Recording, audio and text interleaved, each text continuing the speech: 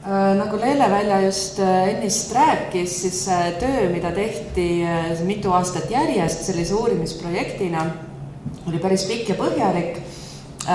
Samas jah, võib-olla mitte selline ideaalne, eks ole, et tagantjärgi ikka alati hakkad vaatama, et miks see on väljas ja miks too on väljas ja miks seda ei nähtud.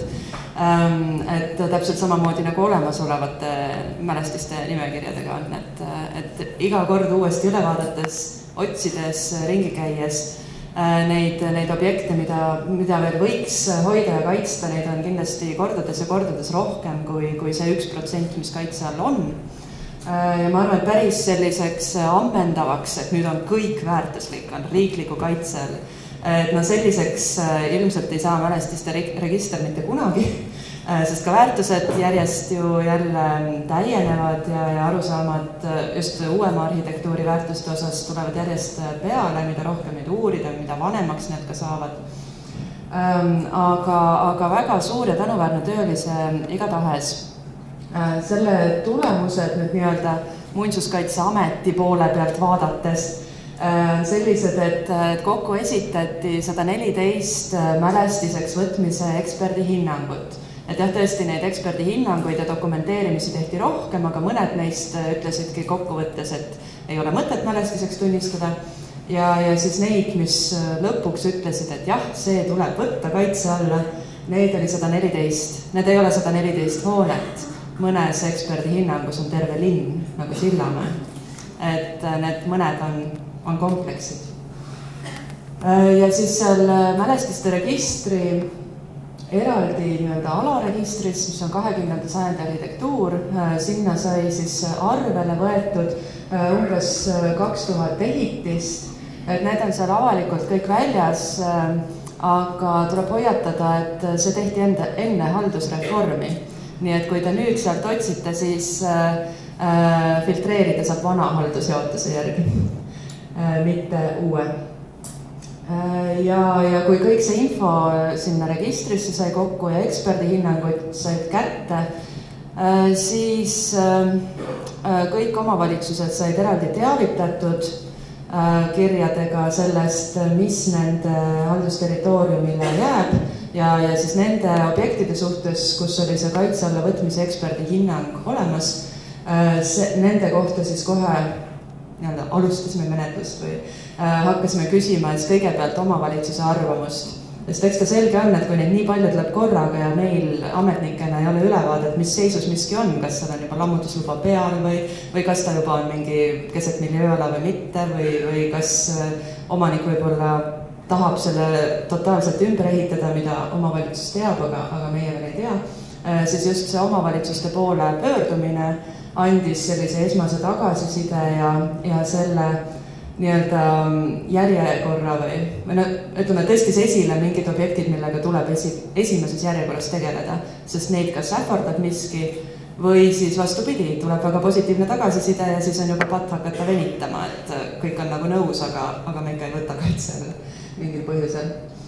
Et selles mõttes jah, see kaitse alla võtmise protsess on endiselt käimas. Mälestiseks on saanud seni 19 hoonet, nendest siis 114 umbes. Ja muidugi paralleelselt on ka muid uusi mälestisi võetud, aga kui nüüd võrrelda seda, et kõikide muude eksperdihinnangute ja ettepanekute alusel on 14 uut mälestist, siis see 20. sajandi inventuur on kindlasti nagu väga olulise osa praegusest kaitse alla võtmiste lainest nagu andnud. Edasi. Ja lihtsalt tutvustangi kiiresti, et nagu selgeks on saanud, et ega ka need inventuuri tegijad ise väga täpselt ei tea, mis siis nüüd juba on kaitse all ja mis ei ole. Et pikemalt nendest saab kõikidest ka lugeda Muinsuskaitse aastaraamatutest, et iga aasta on seal väike kokkuvõte, mis on saanud kaitse alla, aga selge, et see ei ole väga laia levikuga. Et jah, nagu mainiti, esimene Viljandi tuletõrjedepoo Toomas Reinu projekti järgi ja endiselt samas funktsioonis. Ja siin tõepoolest oli see probleem, et uued autod on liiga suured, nad ei mahu siia sisse, siis taheti neid garaaži sissesõite nagu ära lammutada, teha terve see keskmine osa suuremaks ja kõrgemaks. Aga rääkides läbi nii omavalitsuse kui ka Päästeameti esindajatega sai väga lihtsasti tegelikult väga lihtsale lahendusele, et lihtsam on see maja rahule jätta ja teha uus garaaž kõrvale, mida nüüd on ka tehtud, et ilmselt oli see ka oluliselt odavam lahendus. Et jah, selle hoone puhul kindlasti, ütleme, nendest väärtustest võib-olla nii hirmus põhjalikult ei räägi, sest et nagu eelnev ettekanne näitas, et kõik need objektid on aastate pikkuse tööga välja sõelutud väga suurest valimist ja seda on teinud Eesti parimad arhitektuuriteadlased, nii et võiks nagu eeldada, et see, mis välja valiti, see ongi tõesti ka väärtuslik. Et siin tõesti unikaalobjekt, nõukogudeaegne depoohoone ja see, et siin on kasutatud selliseid nagu kaariaid, lekaaltelliseid, et see oli toona väga uuenduslik ja nõudis väga suurt pingutust üleüldse, et selline hoone saaks sündida. Me edasi. Samuti Kulla leerimaja, et see siis on sealt sajandi algupoolest leerimaja on ehitatud, aga enamuse oma eluajast tegelikult koolimajana toiminud hoone oli tolleks hetkeks tühjalt seisnud väga pikalt. Ta oli selline hoone, mida peale vaadates tekkis küsimus, et kas tal ikka on perspektiivi. Aga õnneks siin just see kohaliku omavalitsuse esmane tagasiside andis selle julguse, et see hoone mälestiseks tunnistada, sellepärast, et omavalitsus väga soovis selle hoone kasutusse võtta, teha siia sellise nagu kogukonnakeskuse, et siia tuleks vallavalitsus, raamatukogu, ka mingid ringide ruumid, koguduse ruumid ja seda nüüdseks on ka tehtud. See protsess läks väga kiiresti käima, kui meie algatasime kaitse alla võtmist, nemad juba projekteerisid, nii et konkreetselt selliseid nagu õigeid etappe siin ei olnudki, et ei olnud muinsuskaitse eritingimusi ja projekti ka nad kuidagi menetluse käigus kooskõlastasime, milleks otseselt juriidilist vajadust ei ole. Aga kuna see omavalitsuse poolne suhtumine oli nii hea ja nemad just lootsid läbi selle, et see tunnistatakse mälestiseks, nagu veenda kogukonda, et siia on vaja panustada, et see on vaja teha korralikult korda. Ja nüüd sellest on mitmeid artikleid ka tehtud, et Eesti kõige kaunim vallamaja väidetavalt, et tõesti kenad interjöörid. See vasakpoolne pilt on siis enne restaureerimist, et tal oli selline üsna vana lekkiv katus ja katkised verandad ja nagu ikka maja, mis on seisnud tühjalt üle 20 aasta. Nii, aga edasi. Siis see sammune Loksa autobussijaam. See on 30ndate lõpust ja projekt olevat olnud mõeldud tüüpprojektina, et selle järgi hakatagi välja ehitama siis vabariigi bussiliinide sellistesse olulisematesse punktidesse korralikke bussijaama hooneid. Et see oli esimene bussijaama hoone kui selline, et olid sellised paviljonid ja väiksemad ehitised, aga selline kapitaalne kiviehitis 2 korrusega, kus siis teisel korrusel on korter, kus bussijuht saab ööbida ja allkorrusel siis korralik ootesaal ja et see ilmselt on arhitekt Elmar Lohk, seda nüüd väga täpselt ei tea, aga selle avamisel igatahes oli Elmar Lohk ainsa arhitektina kohal. Nii et võib arvata, et mida muud ta siin tegi, kui et ta pidi olema ilmselt arhitekt, kes selle maja projekteeris. Ja kui me seda hakkasime, või see esmane kiri läks omavalitsusele välja, et me nüüd plaanime selle bussijaama hoone võtta kaitse alla, siis esmane tagasiside oli pigem selline, et ei ole vaja, et me hoiame ja kaitseme seda ise ja ega siin ei ole mingit lammutusplaani ega midagi sellist. Aga me siiski arvasime, et võiks ikka. Ja siis vahepeal toimus selline huvitav liikumine, et samal ajal, kui see kaitse alla võtmise protsess oli algusjärgus, siis pani linn selle järsku koos suure krundiga müüki. päris kõrge alghinnaga. Et ma ei tea, võib-olla siin on kohalikke inimesi, kes isegi oskavad seda paremini kommenteerida, et ega mina neid tagamaid tegelikult ei tea, et miks müük või kellele seda oli mõeldud müüa. Aga igatahes selge oli see, et kui see läheks nagu mitte kaitsealuse ehitisena sellise alghinnaga müüki keset linna, siis vaevalt, et keegi eraisik ostab selle bussijaama pidamiseks. Et küllap ta siis oleks ikka arendusse läinud.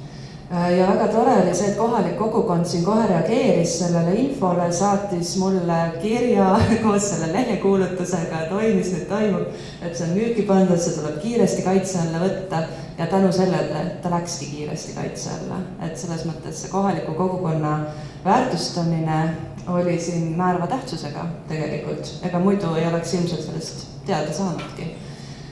Nii et jah, see läks siis kaitse alla selliselt, et võtsime kiiresti ajutise kaitse alla, mida saab teha kuni pooleks aastaks, et siis nii-öelda menetlusprotsessid lõpule viia ja seejärel juba lõplikult. Ta on selline osaliselt kasutuses, osaliselt ka natuke kasutuseta praegu. Siin on osaliselt kohvik ja pank, mida vahepeal jälle ei olnud ja nüüd vist jälle on ja siis vahepeal nüüd eelmisel aastal linn lasi teha ka projekti selle restaureerimiseks. Väga korralik terviklik projekt on olemas põhimõtteliselt, millega nad läksid mingeid eurorahasid püüdma, aga hetkel ei ole saanud.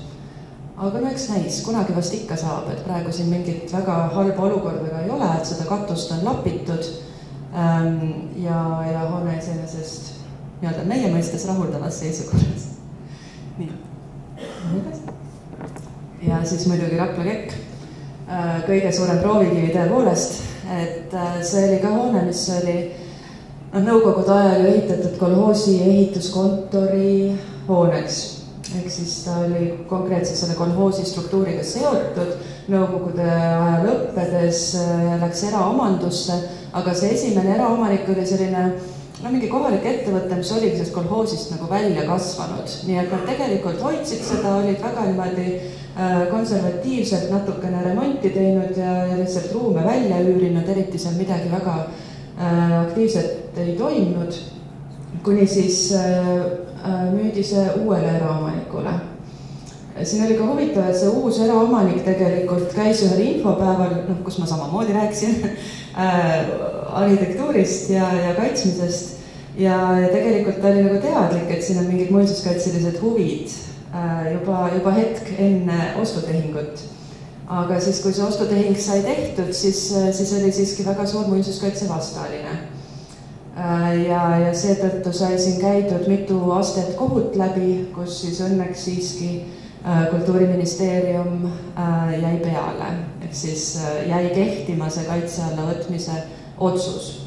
Aga seda nüüd öelda, et see on üks suur võit, seda on veel vara tegelikult. Seda, kas see oli võit-kaotus või midagi vahepealset, et seda me näeme ilmselt mõnekümne aasta pärast alles, sest et praegu see omanik, kes on väga nii-öelda vastaline või ma ei teagi täpselt, ta lihtsalt on selle hoone praegu täiesti tühjaks teinud, siin olid enne mõned üürnikud sees, keda jäi järjest vähemaks ja nüüd põhimõtteliselt hoone seisab tühjana. Otseselt mõtteid ka vist ei ole väga täpselt, et mida siia teha. Võimalusi oleks palju. Ja põhimõtteliselt üldplaneeringuga on siia kõrvale, ehk siis selles pildis nagu vasakule poole, lubatud ka üks uus hoone ehitada, et selle jätsime teadlikult kaitsevööndist välja, et seda ei puutu, seda nad saavad teha. Aga jah, hetkel nüüd selle hoonega ei ole mingeid liikumisi. Seisab ka stabiilselt, võiks öelda, katus peab. Aga mis tast saab? Võib-olla järgmine nii-öelda linnahall. Aga ei oska öelda. Võib-olla muul juhul ta oleks juba tundmatuseni ümber ehitatud ka jällegi. Et kunagi ei tea, mis oleks saanud, kui ei oleks võtnud kaitse alla. Neid liikumisi ja võimalusi on ju ka väga palju. Aga lasen edasi. Ugala teater, millest räägiti. Siin oli huvitav olukord, kus projekteerimine oli juba käimas praktiliselt, kui me kaitse alla võttu alustasime. ja esimene koosolek linna ja teatri ja projekteerijatega oli selline natuke ärev, et mis nüüd saab, et kuidas nüüd selle projekteerimisega edasi minna. Aga siis, kui seal said need esmased arutelud nagu ära räägitud, et mida nagu võiks ja peaks siin säilitama, siis ilmnes, et algne arhitekt oli suurem muinsuskaitsja kui muinsuskaitsjad. Nõudis siin selliste detailide asjade säilitamist, mida me võib-olla ei olekski nõudnud. Nii et selles mõttes läks väga kenasti ja ka protsessi käigus ütleme, sisearhitekt ja ka teatri juhtkond kuidagi nagu tundub, et sellest esmasest kokkupuutest nagu kuidagi ise mõtlesid juba nii palju edasi, et mis ei olnud otseselt muinsuskaitselised nõuded, siis nad hakkasid rohkem nagu seda algupära rõhutades seda projekti nagu edasi viima. Ja tore oli see, et siin praegu rekonstrueerimisprojekti arhitektid, samuti sisearhitekt, samuti mõned ehitajad olid need samad, kes olid algsed. Nii et üks sama mööbli ehitaja näiteks sai 2 korda täpselt samasugust mööblit teha. Et kogu mööbel siin ei ole restaureeritud, osa ongi ka uus tehtud nii-öelda vana eeskujul, aga osa on ka restaureeritud. Et see on selline väga kaunis näide, aga samas jällegi muinsuskaitse eetiliselt mitte jällegi ideaalne näide, sest kogu fassaad näiteks tuli välja vahetada. See on see nõukogude aegse kärgtellise eripära, et ta ei taha väga säilida. Edasi. Paide kultuurimaja, veel 80ndate aastate selline tagasihoidlik postmodernism, võiks öelda. Et jällegi siin on pilt seestpoolt, et seest ta võib-olla ongi selline nagu kunstiliselt nauditavam, et väljast võib-olla ka selline nõukogudeaegne koloss mõne inimese silmis, aga kindlasti väga autentselt säilinud ja aktiivselt tegutsev kultuurikeskus siiamaani. Et sellega ka otseselt nüüd mingeid probleeme polegi olnud, et omavalitsus ja siis seal tegutsev kultuurikeskus olid nagu natuke ärevuses, et mida saab ja mida ei saa ja neil on nagu väga sellised seinast seina liikuvad soovid, et tahavad juurde ehitada ja siis jälle ei taha ja siis tahavad soovistada ja siis praegu jälle ei taha vist ja et igatahes, et siis vähemalt kõik see ümberehitamine saab toimuda koostöös muinsuskaitsega, et soovitan minna külastama, seal on ka väga head etendused, Estonia teater teeb seal asju.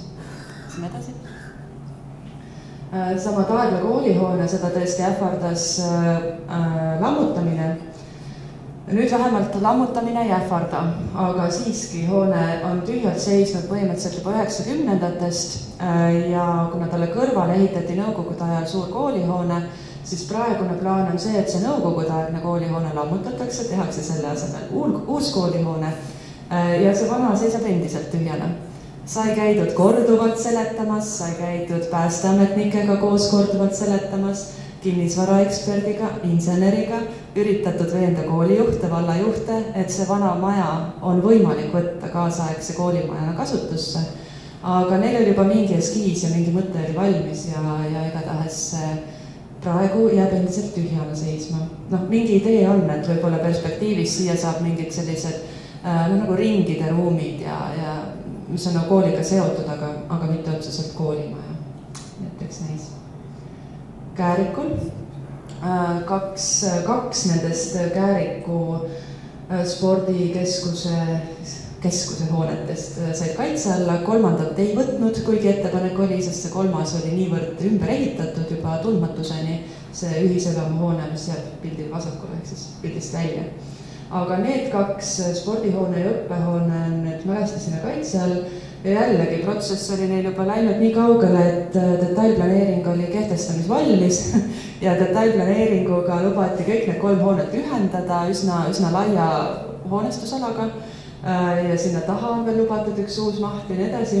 Ja see detailplaneering kehtestatigi ära, et seda tundus, et see on nagu liiga, et sellest tekib väga suur konflikt, kui me üritame nüüd seda detailplaneeringut hakata torpedeerima, et meil olid seal väga suured huvid ja rahad mängus, aga mida sai teha oli see, et me tegime iseenda hoonete restaureerimise kohta eritingimused, mis nüüd lubavad natuke väiksemaid hoonestusmahte. nii et põhimõtteliselt see ühiselamu spordihoonega on endiselt võimalik ühendada ja seda nad kavatsevadki teha, see on juba projektiga kooskõlastatud, aga nüüd see õppehoone jääb siiski eraldi ja need muud mahud, kõik, mida seal planeeritakse, et osad on juba ehitatud, osad on ehitamisel, et see on tõesti väga kiiresti arenev spordikeskus, et kui nüüd lähete, siis paarikümne aasta tagust ei tunne võib-olla äragi. Tudulinna hüdroelektrijaam oli ettepanek lihtsalt hoone tüübina, et neid hoogtööaegseid elektrijaam on vähe alles ja see nüüd on ka üks väheseid, kus Lõhejõgi ei ähvarda seda maha võtta, nii et sai võetud kiiresti kaitse alla. Edasi, omanik poolt. Kuressaare bussijaam on napilt vanalinnast väljas, selle tõttu oli ka tarvilik siin kaitset rakendada. Ja omavalitsus otseselt ka jälle tugevalt vastu ei olnud, küll aga nad hakkasid kartma, kui see kaitsejutt tuli. Nad hakkasid kartma, et nad ei saa sinna seda noortekeskust kuidagi teha, mida nad sinna on mõelnud teha, aga nad lõpuks siiski said seda teha. Et käisime jälle rääkimas ja kuigi sinna taha osasse, kuhu on nüüd tehtud noortekeskus, on tehtud ka mõningaid uusi avasid seintesse, siis põhiliselt sai selle lahendada katuseakendega, nii et kõik see loomulik valgus, mida on vaja noortele, et on eelkõige katuselt tulnud. Tapa raudteejaam oli plaanis võtta kaitse alla nii raudteejaam kui siis ka see depoo või see veetorn depoo nii-enda.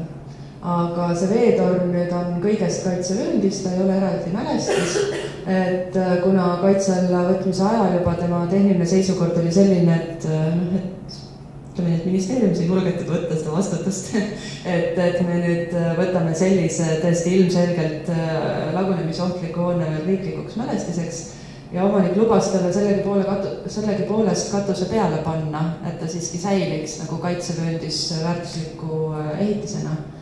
Seni pole seda juhtunud. Võtsime edasi. Narva raudteejaam, uhkest oli listlik. Siia tuleb ka palju uusi asju sisse, soovitan varsti külastada, peaks varsti valmis saama. Edasi. Valga raudteejaam, ka uhkest oli listlik. Ta on selline natuke pooltühi, et kui keegi tahab üritusi korraldada Valgas, siis siin saab teha suuri üritusi ka. Tartu Ülikoolist 3 sellist suurt uhket hoonet sai ka. See on siis üks nendest, seal on see Loodusloo muuseum, mis oli tegelikult juba rekonstrueeritud enne kaitse alla võtmist, aga kenasti. Edasi. Kommertsgümnaasiumi hoone ka praegu Tartu Ülikooli omanduses ja seal on siis õpetajate õpetamise erinevad asutused olnud. See väidetavalt võib-olla kunagi läheb müüki, nii et igatahes kaitse all on ta siis kaitse tagatud. Raamatukogu, millega nüüd läks väga keeruliselt selles mõttes, et see projekt oli ka juba ehitusloa saanud enne kaitse alla võtmist ja need ehitustööd läksid sinna hoogsasti lahti ja täiesti muinsuskaitsest olenemata põhjustel jäid toppama ja muutusid väga probleemseteks, ilmselt te teate, see on väga kaua juba suletud ja ütleme nii, et tuleb üllatus, mis seal siis nüüd lõpuks sees alles on, et ehitaja pani seal ka projektist väga tugevalt mööda ja nii edasi, ja Piira veterinaarravila administratiivhoone, kus on väga uhked freskod, see sai nüüd ka edasi. Ja Elvas professor Alliku villa, siis nõukogude ajal kirjanike loominguline maja. See on nüüd selline, kus perspektiiv on väga suure küsimärgi all tegelikult, sest et tal nagu praktiliselt õieti nagu polegi omanikku juba ammu. Ta on tühi juba 90ndate algusest ja praegu on omanik üks MTÜ, mida ka nagu otseselt ei ole. Aga seal siiski mõni inimene tunnetab omanikutunnet ja soovib selle MTÜ taastada ja kunagi selle hoonega selliseks laste rehabilitatsioonikeskuseks restaureerida, et eks näis.